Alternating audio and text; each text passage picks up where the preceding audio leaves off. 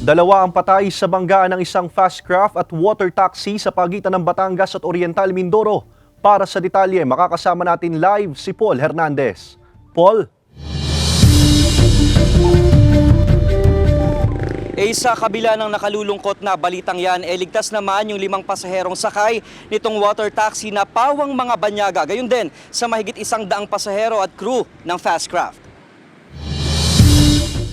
Mula Puerto Galera, biyaheng Batangas sanang isang water taxi kung saan lula ng 5 pasahero at 4 na tripulante nang makabanggaan ng fast craft sa katubigang sakop ng Matoco Point sa Batangas City. Ayon sa Philippine Coast Guard o PCG Batangas, patay sa insidente ang kapitan at isang crew ng water taxi. Ligtas naman ang 2 pang crew at 5 pasahero. Ang initial po natin is 2 po yung namatay, isang yung boat captain at saka isang crew niya. Ayon sa Provincial Tourism Office ng Oriental Mindoro, pawang mga banyaga ang 5 pasaherong sakay ng water taxi, 4 mula sa China at 1 sa Sweden. Nakabalik na raw sa hotel ang mga banyaga matapos magamot. Ang nakabangga ang fast craft may lula na higit 100 pasahero at 19 na crew na papunta sa Calapan City sa Oriental Mindoro galing Batangas. Ligtas daw lahat ng pasahero at crew ng fast craft. Agad ikinasa ng PCG ang rescue operations. Patuloy pang nagsasagawa ng investigasyon ng mga otoridad tungkol sa insidente.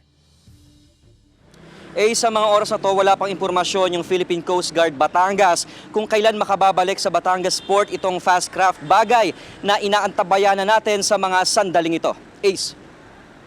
Maraming salamat, Paul Hernandez.